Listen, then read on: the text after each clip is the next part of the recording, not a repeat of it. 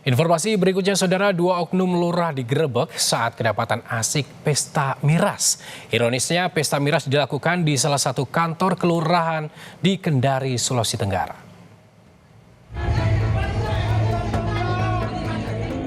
Puluhan warga menggerebek dua oknum lurah yang tengah berpesta miras. Keduanya digerebek bersama dua perempuan di salah satu kantor kelurahan di Kendari, Sulawesi Tenggara. Awalnya warga mendengar suara cekcok dari lokasi. Warga kemudian mendatangi kantor lurah dan menemukan keempat orang itu. Polisi yang tiba di lokasi mengamankan oknum lurah sebelum jadi sasaran amuk warga. Ya, ada laporan warga sama tim ESE besar di Telkom sama Telmop di salah satu kantor lurah di Kota Kendari. Dua lurah kami amankan karena laporan warga berduaan bersama dua perempuan juga di kantor lurah tersebut. Itu kita dalam.